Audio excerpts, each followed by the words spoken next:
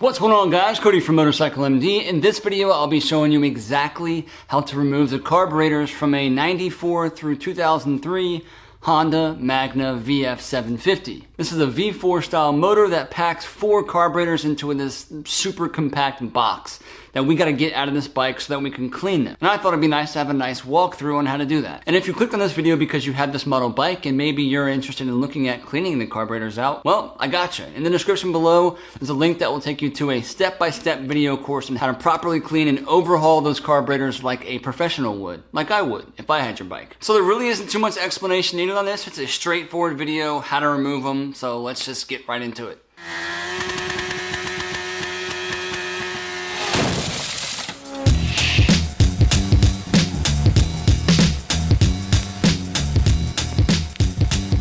Starting with the tank off and the seat off. If you don't know how to do that, then a single hose going to the fuel line here, very easy to get to. It's very hard. We're gonna have to get new fuel lines for them. Complete new fuel lines. All of them will be replaced because you don't want to mess with anything that hard. That means there's definitely some sediment inside. As you can see, it's falling out right here. So we're not gonna reuse those, obviously. 1 bolt in the back, and if you have a stock seat, 2 on the sides, 1 in the back. I'm not sure the condition of what all this is going to entail as far as how many people have been in here or not. It looks fairly clean, but we're already missing a bolt right here, so someone's been in here before. We have fuel all over this motor completely, and we're also missing the snorkel for this air box, which I would advise you to keep in there with a stock air filter. I will pause just to add a little bit of advice when it comes to this little snorkel that is not there. Shocker. When you run this bike without the snorkel, I don't know why people remove it. It's not cool. No one can see the part. You're not lightening the bike up any, and it runs way worse without it. It's a little restrictive inlet, right? And when you remove it, the carburetors and how it's tuned from the factory just can't keep up with it. If you wanted to remove it and then put a little bit of different jetting in it, I guarantee you're not going to see any substantial increases in how you twist the throttle and how fast you go afterwards. Just leave the snorkel in place. It's going to save you a tons of headache. And if you're trying to do that with a Canon filter and aftermarket exhaust and all this stuff, you're not going to be able to enjoy the bike. You're going to spend all your time trying to tune it, and that's just dumb. So we'll start with this side. Right underneath this plastic cover, there'll be a little 8mm bolt. Go ahead and pop that out. Little chrome covered bolt. This is gonna, you can feel it's loose now. This is gonna pull directly towards you because there's 2 rubber grommets.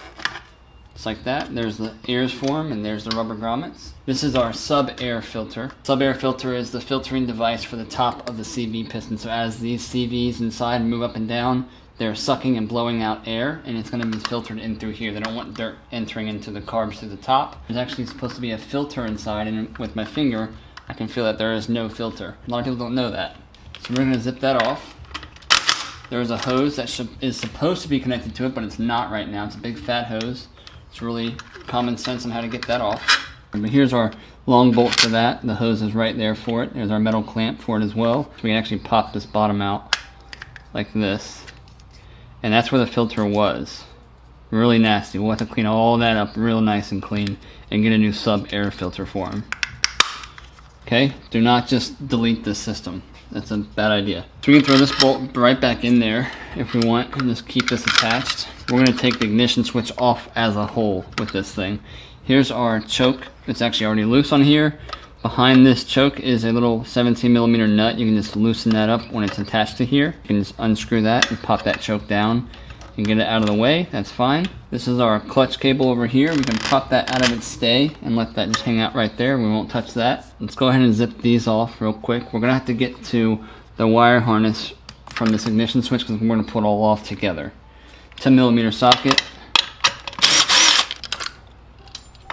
Here's our idle adjustment knob right here.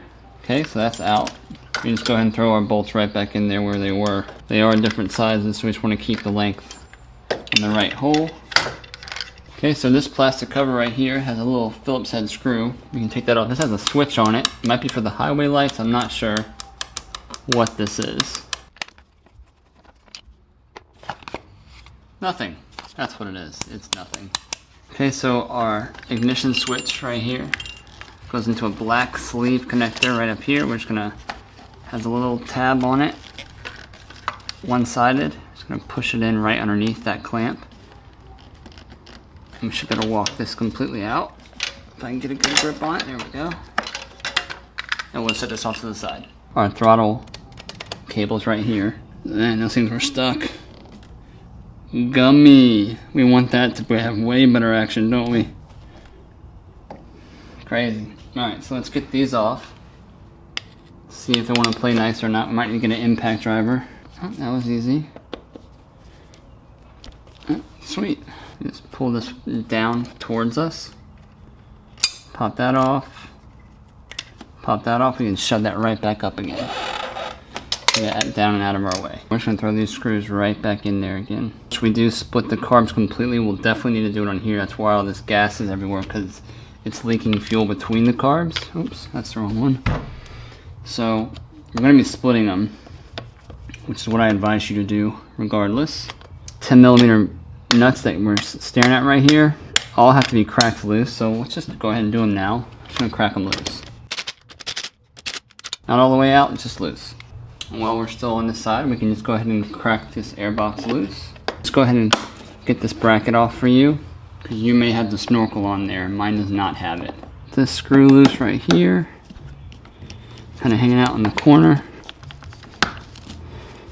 And while we're over here, we also have our band clamps that are holding on the carbs. If you're stripping it out with your Phillips head, then just go ahead and grab your 8mm. All I like to do is put my finger behind it and see how far I can unscrew it. I'm going to go as far out as possible. Man, that gas stinks. And while we're over here, let's go ahead and just get this main thick hose off. I don't care which end you come away from it with. Alright, we're good. Get it out of our way.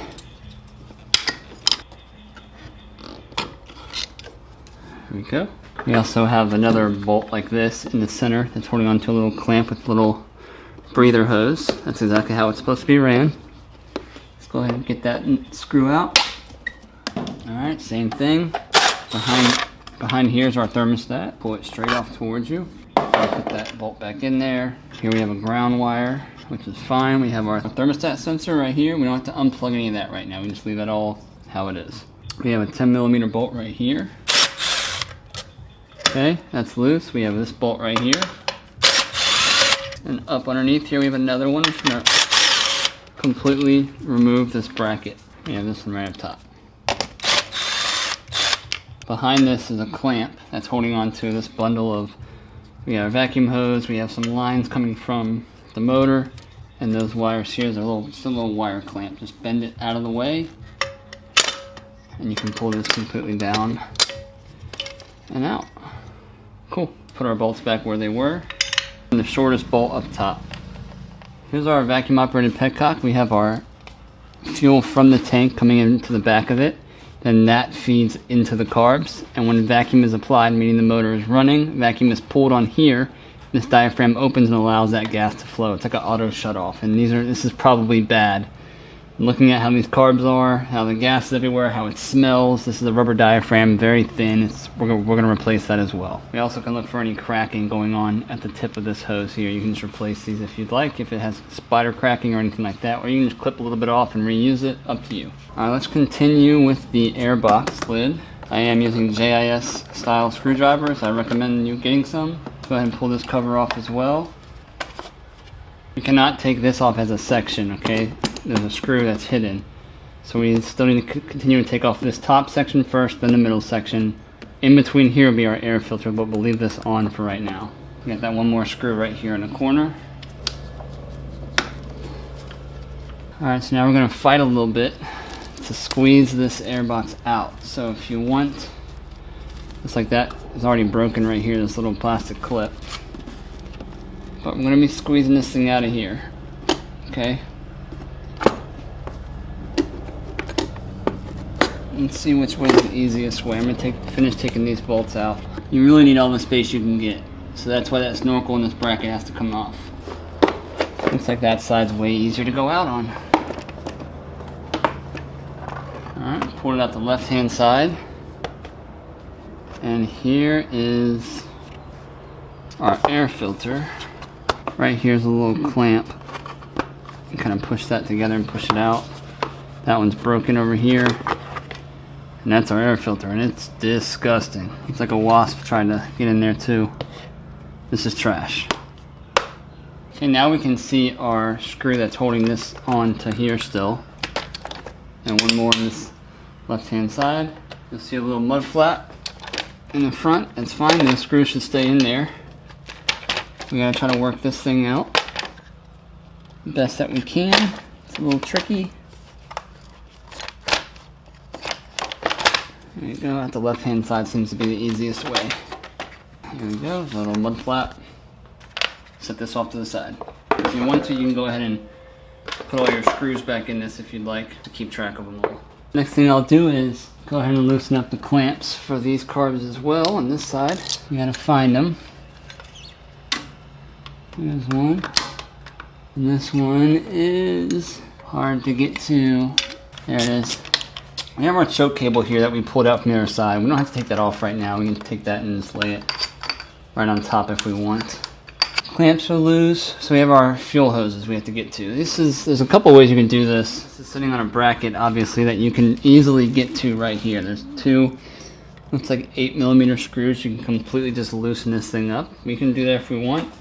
You can pry the fuel hoses off of this thing if you'd like, and leave that where it's at. We're gonna be replacing it, you know, so what we'll probably do is just get the fuel hoses off right now. I'm replacing these. I don't care about destroying them.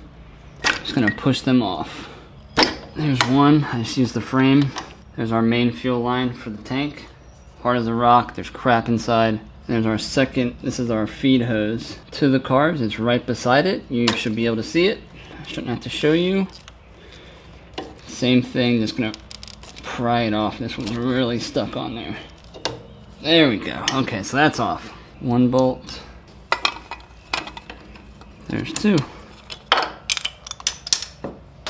And we can just stick those bolts right back in here so we know where they go. And there's our vacuum operated fuel valve that we will be replacing. I don't even care what it looks like, I'm replacing it. Okay, so all of our hoses are there. This stuff can all stay, I'm not worried about that. There's our vacuum line, this goes to the intake portion of that front cylinder, not worried about that. This is our coolant hose right here, it's not holding us down. Our choke can stay on there. Our clamps are loose. So now we just gotta find a good pry point to lift these carbs out. This is all cosmetic. You can take these off, 10mm blade. If you don't want to damage those, that's fine. Great idea. Take them off. These fins right here are actually just covers. They're just decoration to help a little air gap in the motor. There's Allen heads, boom and boom, it's hidden right underneath there. You can pop all of these covers off. It's super easy if you want to. Depending on what side I want to pry from, what we don't want to do is use things like this and then pry up and then snap that off the fin. That would be very stupid of you, or me. But we need to kind of lift up whichever way we can. The normal method that I usually do is we're going to pop this spark plug out, pop this cover off,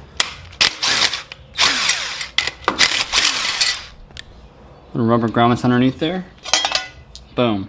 Don't lose these, don't lose this. So the strongest part that we can hit on this carb is right, so this is our choke plunger here, here's our bracket for it. Right underneath there on this choke.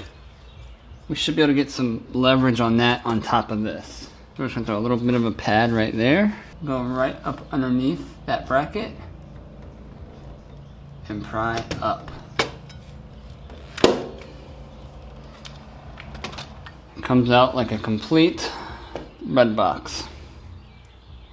Little piece of some bonus content, this is why I replace them. They get real hard, and when you go to set these things back in, they'll tear. And this rubber, I've seen this get caught underneath a valve lip, and then it leaks air. It's almost like you lose compression. This one's torn here. This one's torn right here. Replace them. They're expensive, but it's worth it. So now you got them out. Only reason for doing that is to clean them. If you want a step-by-step guide to walk you through completely splitting them, cleaning them out thoroughly to do the job right the first time. Again, in the description there is a link that will take you through a step-by-step process on how to do it. It's great. A lot of people have used it. Cody from MotorcycleMD bringing you guys some quality tips and tricks on your next build or daily rider. Good luck on those carburetors. Later.